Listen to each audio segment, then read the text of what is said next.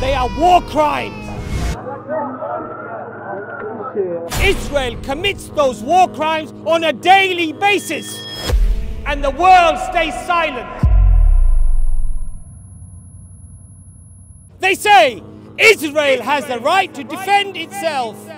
It's like saying Jimmy Savile, the prolific child raper, has a right to defend himself when the child scratched him while he was raping it. If you treated a dog in this country the way that the Palestinian child is treated in Palestine, wallahi, Allah is my witness, you would be arrested for treating a dog in that manner. Today they're treating human beings worse than an animal. And we speak out against the oppression, and we will not tolerate people, and we are not going to be on the back foot, and we're not going to be defensive. We're going to say what you're doing is genocide, it's mass murder, it's the killing and the quashing of innocent people, and it has to stop. Now we are being told that this current conflict started when Israel was attacked by a terrorist group, as they claim, and they flew over with paragliders and machine guns, and they killed some Israelis. And therefore, Israel has the right to defend itself, and it is now retaliating.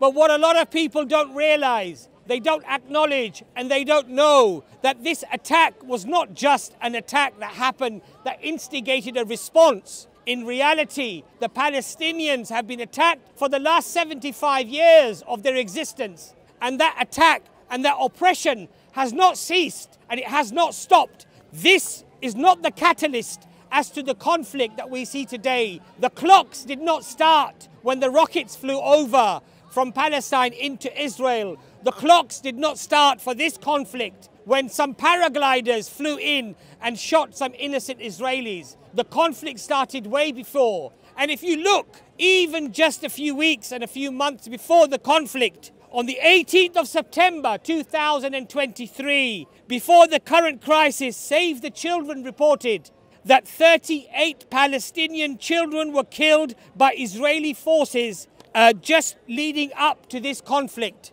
making that the worst year on record, the worst year on record of killing innocent Palestinian children just before this current conflict. So don't be fooled when they tell you that Israel is retaliating. Israel are not retaliating. Israel has always been the aggressor. Israel has always been the instigator, the propagator. It is not the Israelis that are retaliating, but up to now, every retaliation is by the Palestinian people. So don't forget this, my friends. Don't let them persuade you that they are simply reacting to an offensive by the Palestinian people, when in fact they have been the ones who have been carrying out the offensives non-stop every day of the lives of the Palestinian people for the last 75 years. Under the United Nations Charter for the Human Rights, they regard Israel routinely commits war crimes to the Palestinian population,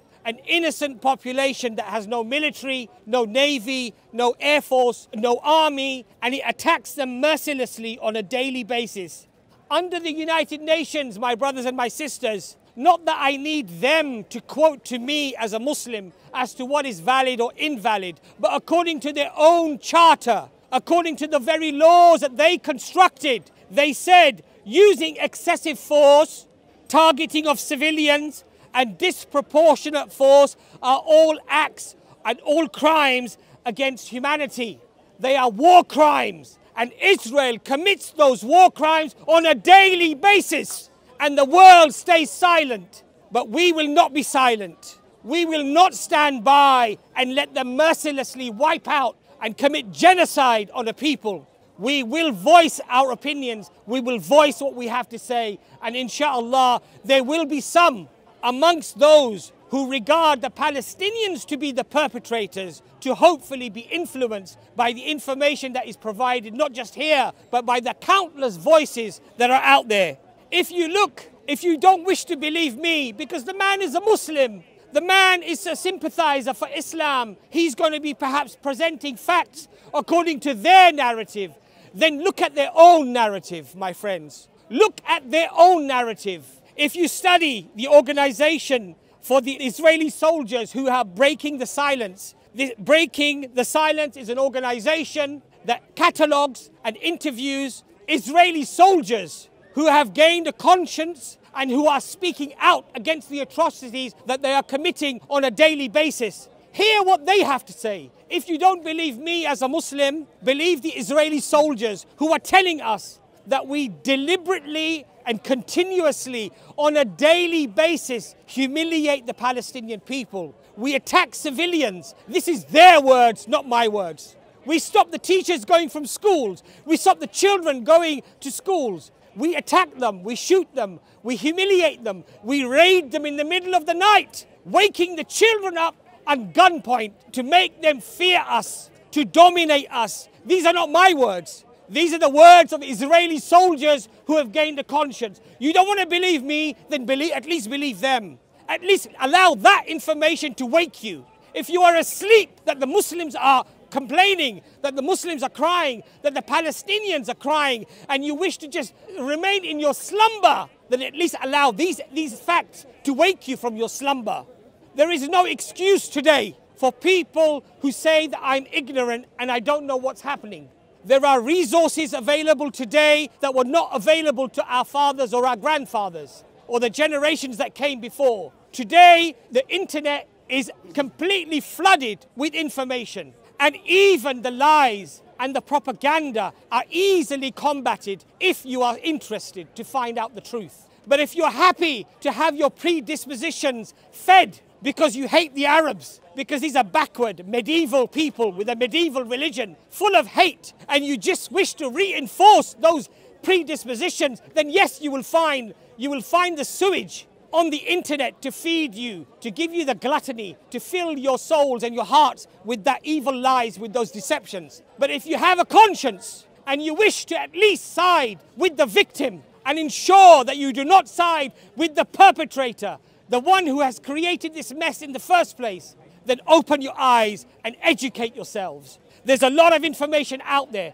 And again, if you don't want to believe a Muslim man who stands here crying about the Palestinians, then listen to Noam Chomsky, the professor who is Jewish himself. Listen to Norman Finkelstein, Ilan Pappé, who are political scientists. Their parents are survivors of the Holocaust. They have no dog in the race. They do not attribute any support necessarily to any group or any people, but they speak with the evidence and the facts. And what do they say? What do they argue? The same things that I have mentioned to you today, that Israel commits on a daily basis war crimes on a predominantly civilian population, women and children. If you treated a dog in this country the way that the Palestinian child is treated in Palestine, wallahi, Allah is my witness, you would be arrested. You would be arrested for treating a dog in that manner. Today they're treating human beings worse than an animal, and the world stays silent. The world says, we stand for Israel. How disgusting. What are you standing for? You're standing for a country, a nation, a political movement of Zionism that is aggressively and actively destroying and crushing the dreams of children and women to live in their land in peace. Now people say, let's not talk about figures. Let's not talk about how many here and how many there. Let's just say that both of them are killing each other. Let's just say both of them are fighting one another. Let's not look at the figures. I wonder why they say this. I wonder why they don't want you to look into the figures. Could it be that the imbalance that I'm about to tell you is so grotesque that they don't want you to know about it?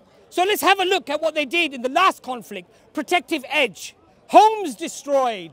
How many homes did these sophisticated rockets that were being fired into Israel, how many homes were destroyed? How many? One.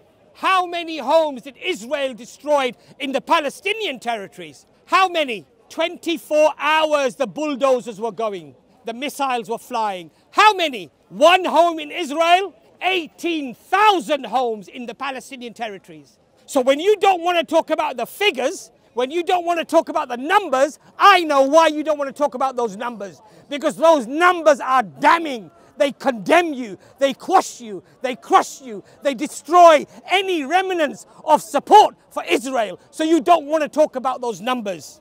The Israelis destroyed 285 kindergartens, nurseries for babies, for children, and one was destroyed in Israel.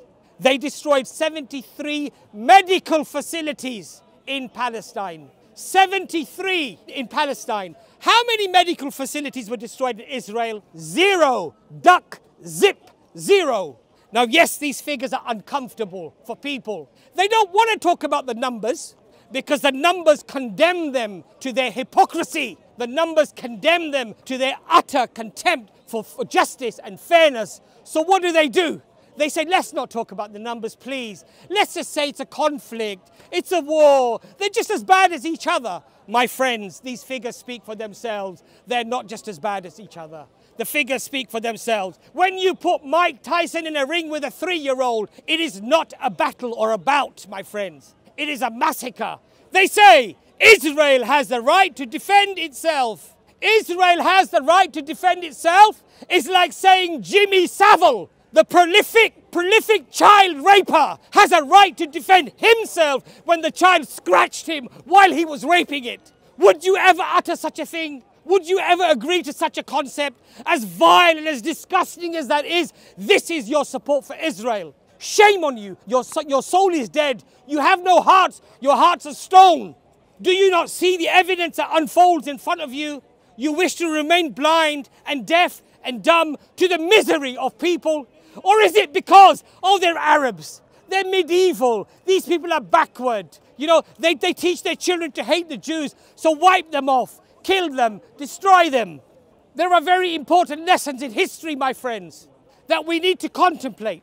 And all those of you who want to hang the flag of Israel off your buildings and on your Facebook posts, just remember one thing, that in history, the supporters of tyranny are never remembered. They are disgraced, even by their own families. If you have a Nazi in your generation, your forefathers, you'll even change your surname. You don't want to be attributed to that scum. One of the other quotes that is very striking by Malcolm X is, if you're not careful, the newspapers will have you hating the people who are being oppressed and loving the people who are doing the oppressing. If you want to do something, then educate yourself. Become an activist. Speak out against it.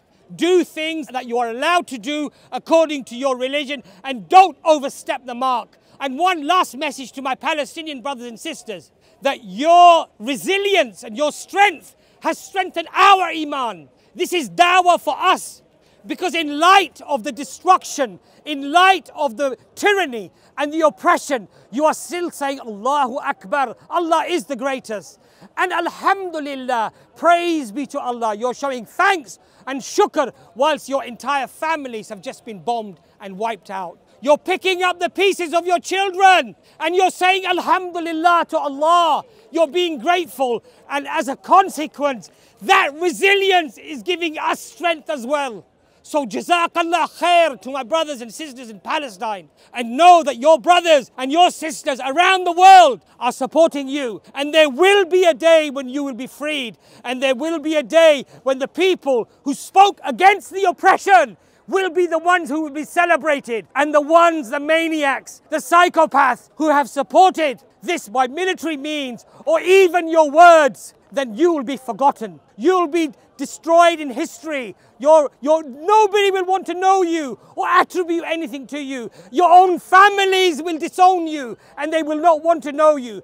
But the people who stood up and they spoke out against this oppression, those are the people that will be remembered. Those are the people that will stand in front of Allah subhanahu wa ta'ala on the day of judgment, and they will say, Ya Allah, I did whatever I could do. I spoke out. You told me there were 3 signs for iman, for belief. You said the first one was to stop it with my hands. I was incapable. I couldn't do that. The second one was that you speak out against it. And the third one was just feel that it is evil in your hearts.